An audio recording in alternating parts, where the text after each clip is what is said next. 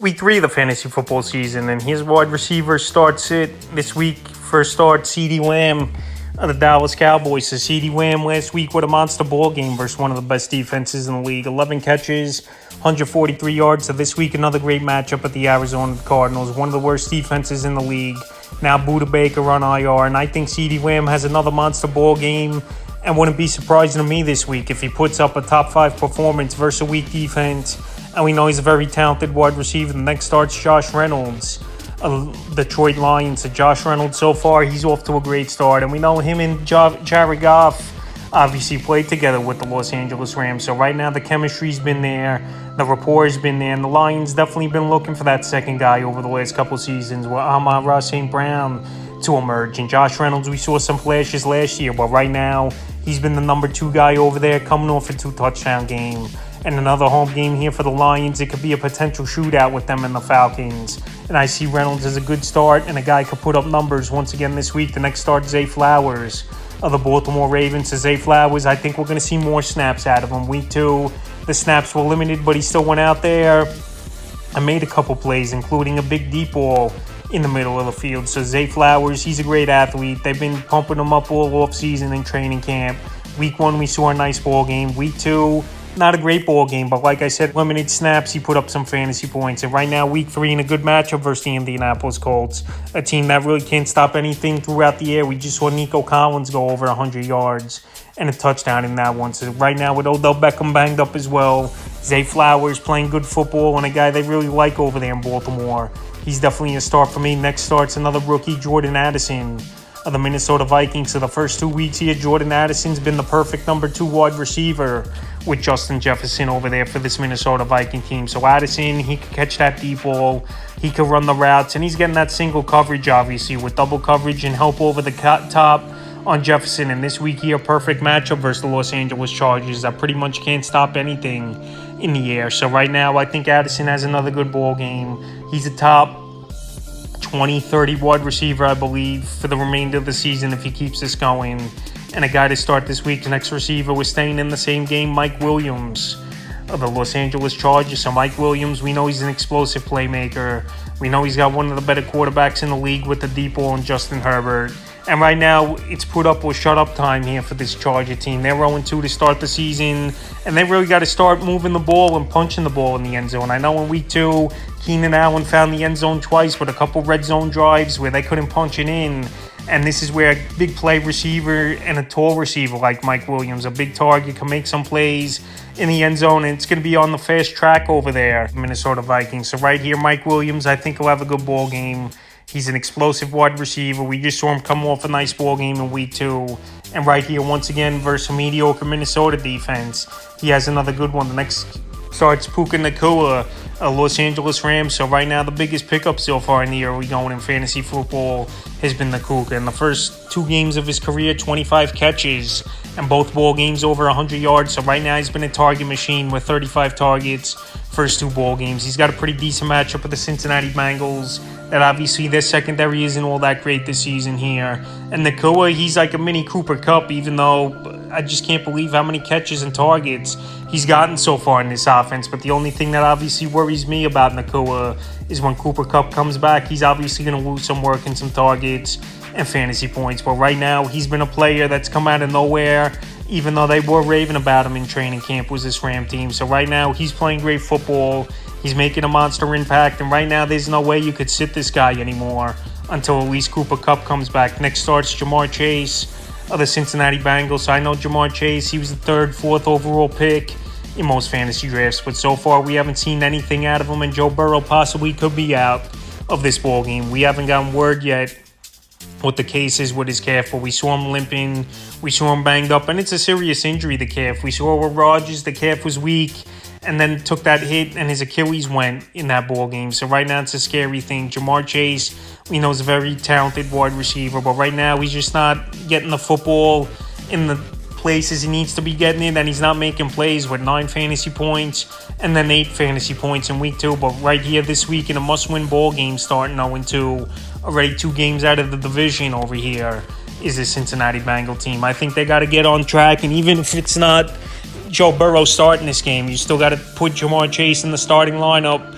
and hope he puts up numbers, and I think he could versus a pretty mediocre to poor secondary for the Rams. So I got him as a start in the final start this week's Nico Collins of the Houston Texans. So it's hard not to start Collins. The first 2 weeks here, he's put up fantasy points. Week 1, he had 80 yards in that ball game on 6 catches. And then week 2, a monster fantasy day, over 100 yards with a touchdown. So right now, him and CJ Stroud have good chemistry.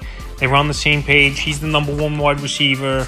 And they actually got some decent weapons. Robert Woods so far, bounce back season in the early going.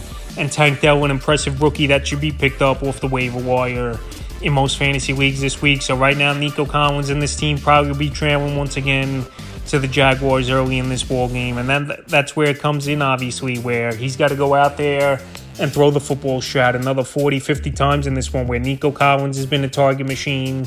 And a guy last season we saw put up numbers towards the end of the year. So this week here, with another ball game where the game script could be there trailing early and often, even though for the majority of the season, it most likely will be that. I think Nico Collins is a start this week. Now to the sits, Jahan Dotson's a sit for me this week. The first 2 weeks of the season, we haven't seen much out of Dotson. Sam Howell, he's been an up-and-down quarterback. Just in 2 games alone, there's some quarters he's not doing anything, and then some quarters he gets things going. But this week in a tough matchup versus Buffalo in the first 2 weeks, Dotson not doing anything. I believe he's an easy sit this week here for fantasy owners. No doubt about it, he's a talented receiver, a playmaker, and a guy could go out there and put up some huge fantasy points. But this week with a tough matchup versus Buffalo and the first 2 weeks not doing anything of note really, he's a sit. For me, Hollywood Brown, first couple weeks, he's looked pretty decent. Last week, he had 6 catches, 54 yards, and a touchdown. But this week, a very tough matchup versus the Dallas Cowboys, one of the best defenses in the league. And he's either going to have Stephon Diggs or Gilmore on him in this ball game, which are 2 great corners and guys who could really lock up here. So Hollywood Brown could be in for a long day. This Arizona Cardinal team, to be honest, it's going to be tough for me to see them, how they're going to move the football in this one here versus Dallas defensive line, and great secondary as well with Gilmore, like I mentioned, Diggs, Donovan Wilson, Curse, Malik Hooker. So this defense is loaded. It's going to be a tough ball game here for Joshua Dobbs and this Cardinal team. And Hollywood Brown, I'm going to stay away from this week and sit. Elijah Moore is another sit for me this week. So far in the early going, him and Deshaun Watson, they're just not connecting on some balls. I know in Monday Night Football, there were a few plays. He almost made great catches. Is Elijah Moore. I know he's a talented wide receiver. I know he could go out there and make plays. But like I said, him and Watson are just off right now. And the chemistry isn't totally there. I know this week on paper, it's a good matchup versus the Titans. They give up tons of receiving yards. And we saw last week, Keenan Allen and Mike Williams combined for 180-plus yards in that ball game. But this week here, I just don't see Deshaun Watson and Moore on the same page. Yes, things definitely could change here in Week 3 versus the Tennessee Titans. But this week, I'm going to sit more in this one. Next sits DeAndre Hopkins staying in the same game at the Cleveland Browns. So DeAndre Hopkins, him and Tannehill really aren't on the same page.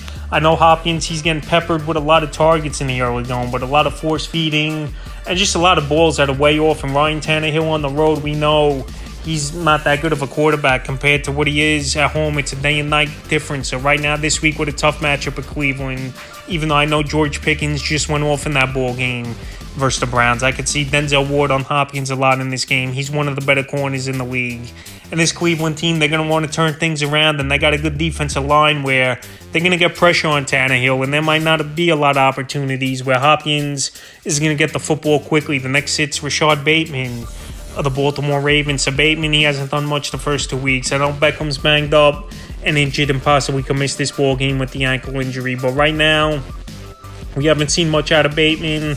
And pretty much Zay Flowers and even Nelson Aguilar's done way better than Bateman so far in the early going for this Baltimore Raven team. And also this could be a ball game where they get off to an early lead, where it's a lot of Mark Andrews and Zay Flowers in the passing game. And then Gus Edwards and Justice Hill run the clock out here. So with all those factors and Bateman not doing much the first 2 weeks, I don't know how really fantasy owners could have confidence in him. And he's a sit this week. Next sit's Juju Smith-Schuster of the New England Patriots. So right now, even the Patriots aren't really that high on Smith-Schuster here, with reports coming out last week that they deem him as like the 4th or 5th best wide receiver on the roster. And then what was the point of going out there and giving him a pretty hefty contract on a 3-year deal? So right now, it's a tough matchup with the Jets. I know Smith-Schuster's going to see the field, but in this one, mostly Sauce Gardner, I believe, is going to be on Juju in this one. And Sauce Gardner, I know he got a lot of bad rep this week here. But he wasn't covering CeeDee Lamb most of that ball game, even though CeeDee Lamb, he just shredded that defense in week 2. But right now, tough matchup with the Jets. Not doing much. Him and Mac Jones pretty much not on the same page. And he's a sit this week. Next sit's Zay Jones of the Jacksonville Jaguars. So the Houston Texans are coming to town to Jacksonville in this one. But Zay Jones, I know he almost had 2 touchdowns in that ball game where he just couldn't get that second foot in versus the Kansas City Chiefs in week 2, but he had a goose egg in that ball game. And there's going to be games where Zay Jones is going to get his, and games he's not going to do much, where Christian Kirk picks up the slack, like we saw in week 1 where Zay Jones had the good game, Christian Kirk didn't do anything, and then week 2 Christian Kirk had a monster game and Zay Jones had the goose egg. So this week here, it's tough to start Zay Jones week in, week out. I know it's a good matchup on paper with Houston coming to town, like I mentioned, but I just can't trust him, especially in basic formats. And he's a sit for me. And the final sit this week's Jerry Jeudy of the Denver Broncos. So it's good to see Jerry Jeudy back on the field after he came off a pretty bad hamstring injury where he had to miss week 1, and he was out indefinitely at first was the timetable, but he came back in week 2. And obviously Jerry Jeudy, he just didn't look 100% to me in that ball game. So right now, I know it's a pretty good matchup of paper at the Miami Dolphins, but like I said, Jerry Jeudy, only 3 catches, 25 yards on 5 targets. Will matchup versus the Washington Commanders. So right now, I don't know what we're going to get out of Jerry Jeudy, but this week I'm going to steer clear from him. I know he definitely could have a big ball game, but him not being 100%, in my opinion, with the injury here, and not getting many targets in that ball game versus the Commanders, he's a sit this week. So that's wide receiver start sit for week 3 of the fantasy football season.